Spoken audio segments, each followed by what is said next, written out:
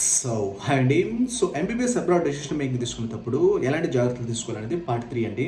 So MBBS abroad decision making తీసుకునేటప్పుడు నేను private colleges second part ఒకసారి ప్రైవేట్ మెడికల్ కాలేజ్ సెలెక్ట్ చేసుకోవద్దని చెప్పినాను.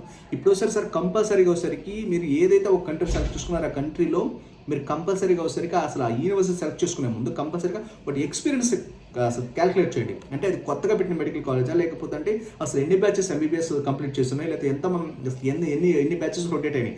ఎందుకంటే మనకి ఇంటర్నేషనల్ స్టూడెంట్ ఇప్పుడు ఇంతకుముందు అంటే ఇంటర్నేషనల్ స్టూడెంట్స్ అసలు ఎన్ని బ్యాచెస్ వచ్చినాయి. ఎందుకంటే ఇంటర్నేషనల్ స్టూడెంట్స్ ఉండాలంటే దానికి సంబంధించి ప్రాపర్ ఇన్ఫ్రాస్ట్రక్చర్ ఉండాలి, క్వాలిటీ ఆఫ్ ఎడ్యుకేషన్ ఉండాలి.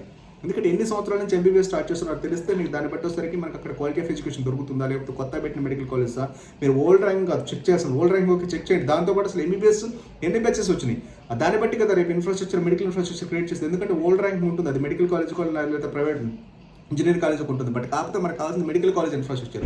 సో కావాలంటే కంపల్సరీగా వచ్చేసరికి ఆ యూనివర్సిటీ